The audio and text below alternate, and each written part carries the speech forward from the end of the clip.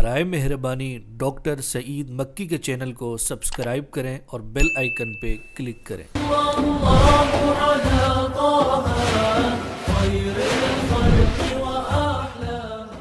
الحمد للہ رب العالمین والصلاة والسلام على رحمت للعالمین وعلى آلہ وصحبہ اجمعین وبعد۔ اعوذ باللہ من الشیطان الرجیم، بسم اللہ الرحمن الرحیم، وما ارسلناک الا رحمت للعالمین۔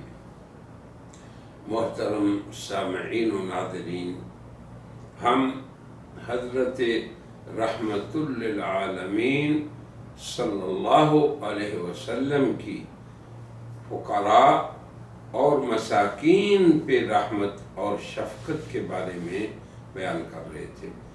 اسی موضوع کی یہ دوسری مجلس ہے۔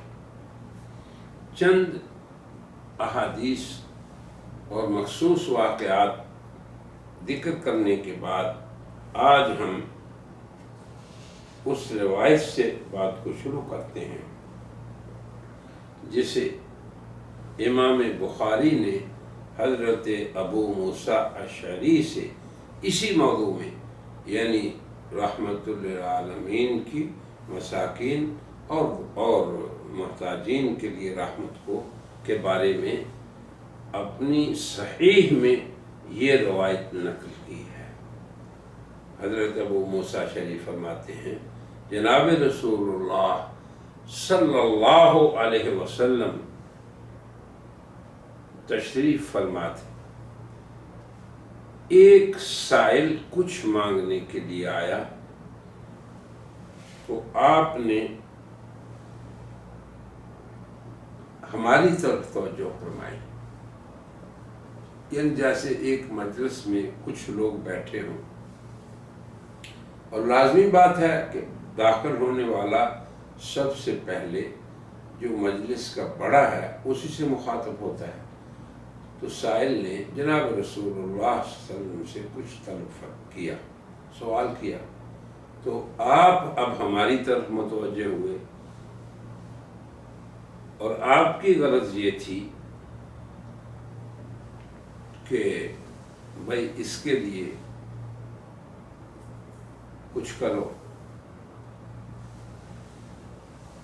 اور آپ نے ہمیں فرمایا تم لوگ اس کی سفارش کرو، تمہیں بھی ثواب مل جائے گا، اللہ تو اپنے نبی کی زبان سے وہ بات پوری کرا دے گا جو وہ چاہے گا۔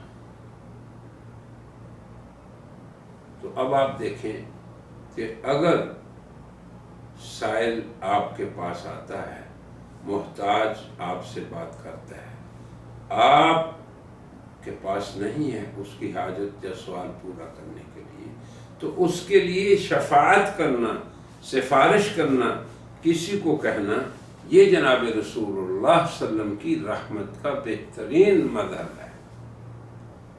من یشفع شفاعتا حسنۃ یکن لہ نصیب منہا، یہ تعلیم ہے رحمان کی ہمارے لیے کہ جو شخص کسی کے لیے اچھی سفارش کرے گا تو اللہ تعالیٰ اسے بھی اس کا نصیب اور اجر و ثواب میں اس کا حصہ رکھیں گے۔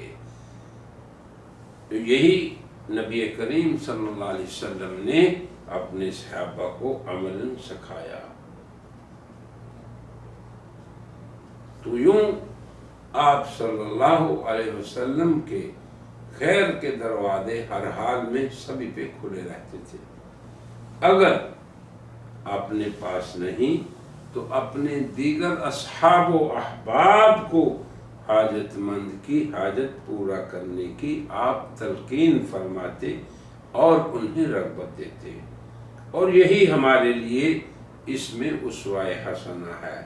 ہم کسی کی سفارش کرنے کو ہلکا نہ جانیں، اور کسی کی حاجت اگر ہم سے پوری نہیں ہو رہی تو اس کے لیے دیگر کو رغبت دیں۔ ہر دو حالت میں آپ اللہ کے ہاں اجر و ثواب کے مستحق ٹھہریں گے۔ کیوں؟ کہ نبی کریم صلی اللہ علیہ وسلم کی توجیہ اور تعلیم، اور ہمارے لیے یہ توجیہ ہے آپ کی، الدال علی الخیر کفاعلہ، کہ جو شخص خیر کے عمل پہ کسی کو دلالت کرتا ہے کہ بھائی فلاں آدمی محتاج ہے اور اسے ضرورت ہے، اب آپ نے کسی کو کہہ دیا آپ نہیں دے سکتے تھے، کفاعلہ، اور اس نے اس کی مدد کر دی، تو گویا جتنا مدد کرنے والے کو فعلاً ثواب ملے گا، نیکی پر دلالت کرنے والے، رہنمائی کرنے والے اور سفارش کرنے والے کو بھی اتنا ہی اجر ملے گا۔ تو یہ آپ صلی اللہ علیہ وسلم کا ایسا جامع ارشاد ہے کہ فاعل خیر اور دال علی الخیر دونوں کے دونوں اجر و ثواب پانے والے ہیں۔ کاش کہ ہم بھی ان نبوی ارشادات روحانیہ، نورانیہ اور ایمانیہ کو اپنی زندگی میں اختیار کرنے والے ہوں۔ اگر ہم فاعل خیر نہیں تو کم از کم دال علی الخیر بن جائیں۔ اسی طرح معاشرے پنپتے ہیں، قومیں آگے بڑھتی ہیں، اور امت مسلمہ ایک زندہ امت بن سکتی ہے۔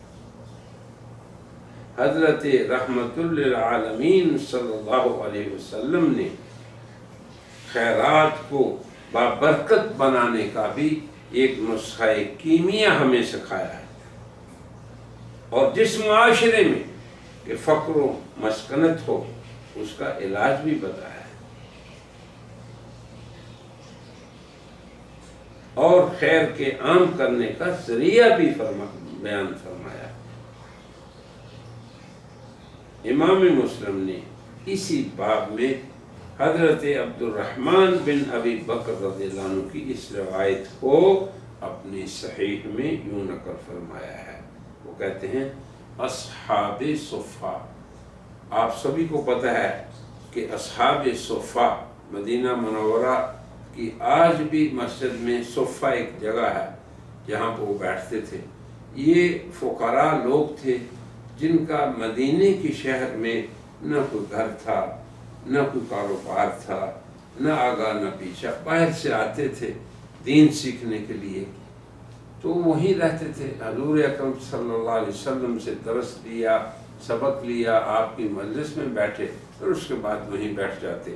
تو ان اصحاب صفہ کی جو مسجد نبوی کے چبوترے پر بیٹھے رہتے، یہی ان کی اقامت گاہ تھی، یہ فقراء تھے۔ ایک بار جناب رسول اللہ صلی اللہ علیہ وسلم نے عموماً صحابہ کرام سے مخاطب ہو کر فرمایا، جس کے ہاں 2 افراد کا کھانا پکا ہے وہ تیسرا اصحاب صفہ میں سے ایک آدمی اپنے ساتھ لے جائے تو انشاءاللہ کھانا پورا ہو جائے گا، اور جس کے گھر میں 4 افراد کا کھانا پکا ہے وہ 5ویں یا 6ٹھے فرد یعنی اصحاب صفہ میں سے ایک کو لے جائے۔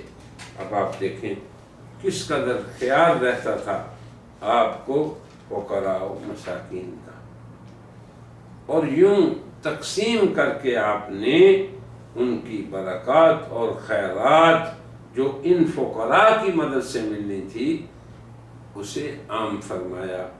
اور یہ نسخہ کیمیا جناب رسول اللہ صلی اللہ علیہ وسلم کی ان عمومی تعلیمات سے ہے جن سے محتاج اور فقراء کی بھی ضرورت پوری ہوگی، اور اغنیاء کے گھروں میں اللہ کی طرف سے رحمتیں اور برکتیں بھی شامل ہوں گی۔ اسی باب میں امام ترمذی نے اپنی سنن میں، ان کی کتاب کو سنن ترمذی کہتے ہیں، جامع ترمذی بھی کہتے ہیں، اس میں حضرت ابو ہریرہ کی یہ روایت نقل کی ہے۔ وہ کہتے ہیں جناب رسول اللہ صلی اللہ علیہ وسلم نے فرمایا، جس کسی نے کسی مسلمان کی دنیا کی تکالیف میں سے کوئی تکلیف دور کی، من نفس قربتاً من قربت اخی، دنیا کے اندر کسی مشکل کو اس نے دور کر دیا، کسی تنگی کو دور کر دیا، نفس اللہ عنہ قربتاً من قرب یوم القیامہ، اللہ تعالیٰ اس دنیا کی اپنے بھائی کی تکلیف کو دور کرنے کے بدلے اللہ تعالیٰ اس دور کرنے والے کی آخرت کے مشکلات اور تکالیف میں سے اللہ دور فرمائیں گے۔ اب آپ دیکھیں دنیا کی آخرت کے ساتھ یہ ربط، یہ لنک اور یہ تعلق، اور نظر ہماری ہمیشہ دنیا کے ساتھ آخرت پر بھی رہے، دنیا کی راحت کے ساتھ ساتھ آخرت کی راحت پر بھی رہے، دنیا کی تنگیوں کے ساتھ ساتھ آخرت کی ابدی تنگیوں اور تکالیف پر بھی رہے۔ یہ ہے جناب رسول اللہ صلی اللہ علیہ وسلم کی تربیت، تعلیم اور تزکیہ۔ اللہ اکبر۔ پھر ایسے ہی آپ نے فرمایا اسی حدیث میں، جس کسی نے مسلمان بھائی کے عیب پر دنیا میں پردہ ڈالا، اللہ تعالی اس کے عیوب پر آخرت میں پردہ ڈالیں گے۔ یہ دوسری بات ہوگی، پہلے تکلیف دور کرنا، حاجت پوری کرنا، دوسرا اس کی بے آبروئی نہ کرنا، اس کے عیب پر پردہ ڈالنا، تیسرا اسی حدیث میں فرمایا اور اللہ تعالی اس وقت تک اپنے بندے کی مدد میں لگے رہتے ہیں جب تک بندہ اپنے دیگر بھائیوں کی مدد میں لگا رہتا ہے۔ اندازہ کر لے، تین باتیں اس حدیث میں پورے انسانوں کے معاشرے کو سدھار سکتی ہیں۔ اس انتہائی مفید، نافع اور نسخہ کیمیا میں برادران اسلام ہم سبھی کو تعامل کرنا چاہیے۔ یہ ہے جناب رسول اللہ کی سیرت کا معاشرتی پہلو کہ دنیا کی فانی، ناپائیدار اور ختم ہو جانے والی تکالیف کے بدلے میں اللہ تعالیٰ آپ کو آخرت کی دائمی تکلیف دور کریں۔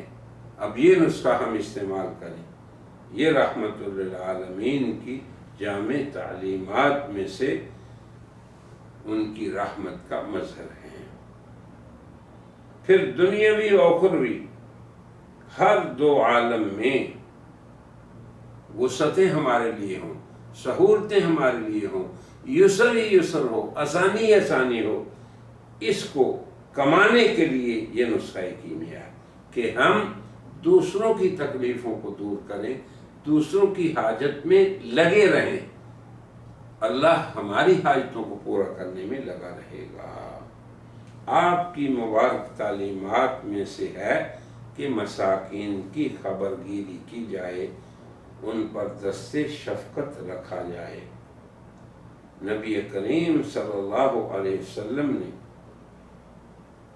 عجیب بشارت دی اس باب میں۔ امام بخاری نے حضرت صفوان بن سلیم کی یہ روایت اپنی صحیح میں نقل کی ہے۔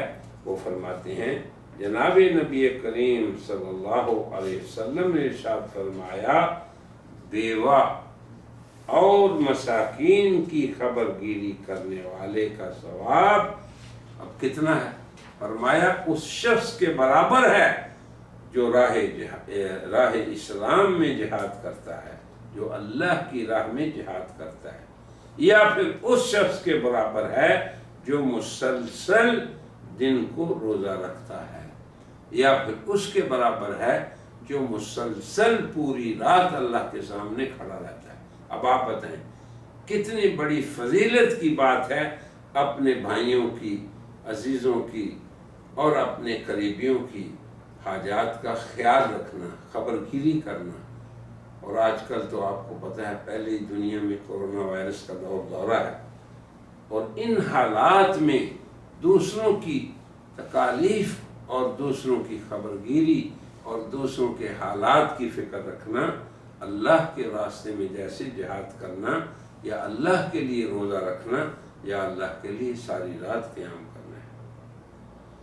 حضرت رحمت للعالمین صلی اللہ علیہ وسلم کی طرف سے یہ خوشخبری جو مسلمانوں کی نگہبانی کے لیے دی گئی ہے، اسے امام ترمذی نے اپنی سنن میں اور امام مسلم نے اپنی صحیح میں نقل فرمایا ہے۔